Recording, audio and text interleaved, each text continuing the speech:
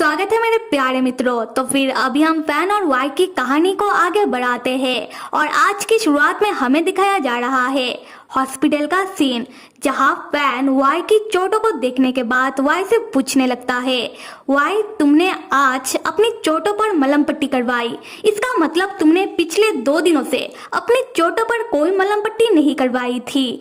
Y तुम इतने careless कैसे हो सकते हो? अगर तुम्हें इन्फेक्शन हो जाता तो? वाई तब फैन का हाथ पकड़ता है और फैन से कहता है कि ना ही मेरा सर फूटा है और ना ही मेरा कोई हड्डी टूटा है और ऐसी बाहरी चोटों से मुझे कुछ भी नहीं होगा। तब फैन वाई से बहुत सारे सवाल पूछने लगता है, वाई और अपनी अपहरण की इंसिडेंट को लेकर। फैन पहले तो पूछता है कि वो आदमी कौन था जिसने वाई और फैन का अपहरण करवाया।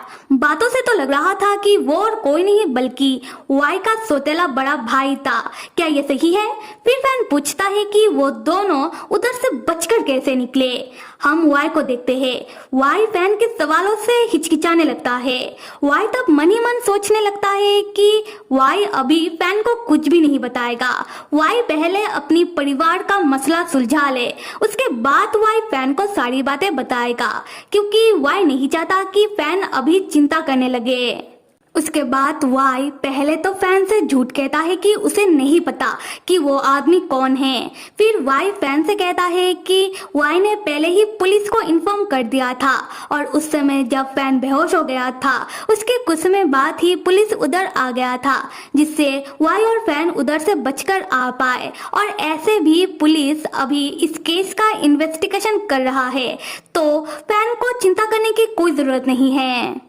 फैन वाई से पूछता है कि क्या सच में वाई तुम मुझसे कुछ छुपा तो नहीं रहे हो? वाई मुस्कुराता हुआ कहता है कि नहीं नहीं, मैं आपसे क्या छुपाऊंगा। फैन वाई से फिर से पूछने लगता है, वाई क्या पुलिस ने उन गुंडे बदमाश भाई साहब लोगों को पकड़ लिया? वाई तब बातों को गोल गोल घुमाता हुआ और अपनी और फैन की अपहरण की टॉपिक को चेंज करता हुआ सामने से दवाई उठाता है और फैन से कहने लगता है कि फैन भैया, आपके चोटों पर दवाई लगाने का वक्त हो गया है, आप बिस्तर पर लेट जाओ और मैं आपको दवाई लगा देता हूँ। फैन यह समझ जाता है। फैन वाई की ओर देखता है और वाई से कहता है, ठीक है वाई, मैं समझ गया, तुम्हें मुझे अभी कुछ बताना ही नहीं है, है ना? खैर कोई बात नहीं। वाई, क्या तुम मुझे बाद में सारी बातें बताओगे? वाई तब अपना सर हाँ में हिलाता है। उसके बाद हम देखते हैं कि फैन बिस्तर में अपने पीठ के बल लेट जाता है और वाई फैन का शर्ट ऊपर की ओर करता है। वाई देखता है कि फैन के पीठ में उस रॉड के मार के कारण बहुत ही गहरी चोट आया है। वाई फैन की चोटों को गौर से देखने लगता है और वाई को बहुत बुरा लगने लगता है। फैन वाई से पूछता है, वाई क्या हुआ है? हाँ। वाई कहता है कि नहीं, कुछ भी तो नहीं। अच्छा, तो मैं आपके चोट पर दवाई लगा रहा हूँ। और वाई जैसे ही फैन के चोट में जरा सा टच करता है, फैन को तब बहुत दर्द होने लगता है। वाई तुरंत अपनी उंगली हटा लेता है और फैन को ऐसे दर्द में देखकर वाई को मन ही मन बहुत गुस्सा आने लगता है। वाई तब अपने सौतेले बड़े भाई को मन ही मन बहुत गालियां देने लगता है। वाई मन में कहने लगता है कि साले कमीने, तेरे वजह से मेरे फैन भैया को इतना चोट आया है, मेरे फैन भैया मरते मरते बचे हैं, तू बस रुक, देख मैं तुझे इससे भी 1000 गुना ज्यादा चोट दूंगा। वाई तब मन ही मन ठान लेता है अपनी परिवार वालों से बहुत खतरनाक तरीके से बदला लेने की। फैन तब वाई को इतनी गहरी सोच में देखकर वाई से कहता है कि वाई तुम फिक्र मत करो, तुम बस धीरे से दवाई लगाओ, ठीक है? तब वाई फैन के पीठ में दवाई लगाता हुआ अपना मुंह फैन के पीठ के सामने लेकर आता है और फैन के चोटों में किस करने लगता है, जिससे फैन चौंक जाता है। फैन वाई से कहता है कि वाई ये तुम क्या कर रहे हो? खैर मेरा शर्ट नीचे करो।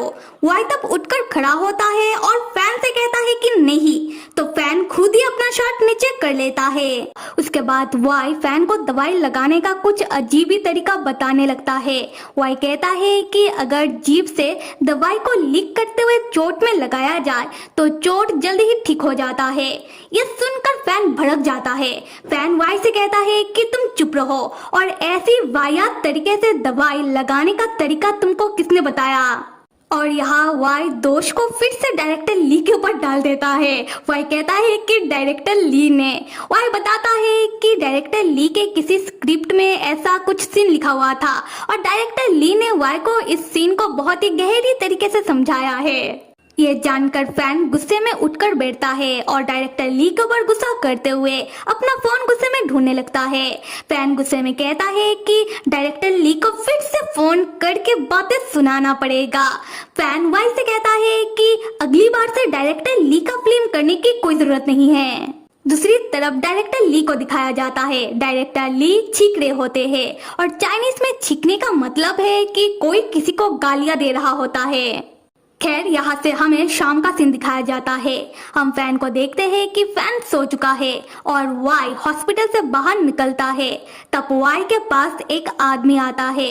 वो आदमी वाई से कहता है, यंग मास्टर, आज प्रेसिडेंट फू के वहाँ पार्टी है, तो क्या आज आप घर वापस आ रहे हो? वाई कहता है कि हाँ चलो। यहाँ से सीन शिफ्ट होकर हमें फू मैंशन दिखाया जाता है।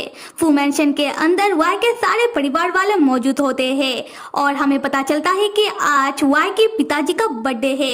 हम वाई के पिताजी को देखते हैं। वो अपने छोटे बेटे वाई का इंतजार कर रहे होते हैं।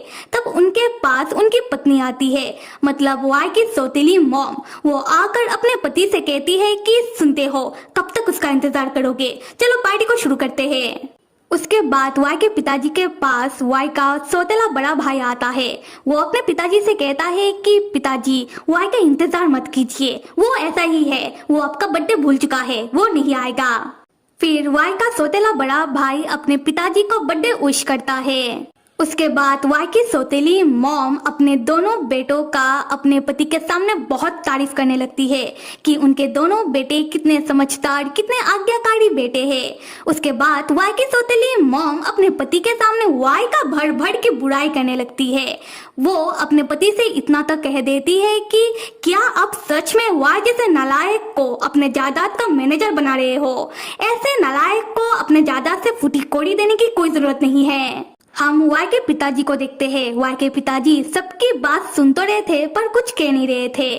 खैर यहाँ हमें वाई के दूसरे सौतेले भाई से भी मिलाया जाता है और यहाँ वाई के दोनों सौतेले भाई एक दूसरे को देखकर एक जबरदस्ती का स्माइल कर रहे होते हैं और यहाँ सबको ही लग रहा था कि वाई पक्का आज अपने पिताजी के बर्थडे पार्टी में नहीं आएगा। और उसी वक्त वाई का एंट्री होता है। वाई अपने घर का दरवाजा खोलकर अपने घर के अंदर आता है और अपने पिताजी की ओर देखकर कहता है कि पिताजी मैं आ गया। तब वाई को देखकर वाई के सारे परिवार वाले चौंक जाते हैं और सबसे ज्यादा तो वाई का सौतेला बड़ा भाई चौंकता है। वो वाई को ऐसे देख रहा था मानो उसने किसी भूत को देख लिया हो। वो वाई से डरने लगता है कि कहीं वाई उसकी यानी कि उसके सौतेले बड़े भाई की और गलत करतूतें जो उसने की है वो पिताजी को ना बता दे। वाई तब चलता हुआ अपने परिवार वालों के सामने आने लगता है और अपने परिवार वालों के ओर देखकर एक डेविल स्माइल करता है। फिर वाई कहता है कि आज मेरे पिताजी का जन्मदिन है तो मैं आज घर कैसे नहीं आता। तो फिर मेरे प्यारे मित्रों, लगता है कि अब आएगा इस कहानी में असली फैमिली ड्रामा और कौन कौन इस कहानी का अगला भाग देखना चाहते हो जल्दी से कमेंट करके बताओ। Till then stay with me and see you.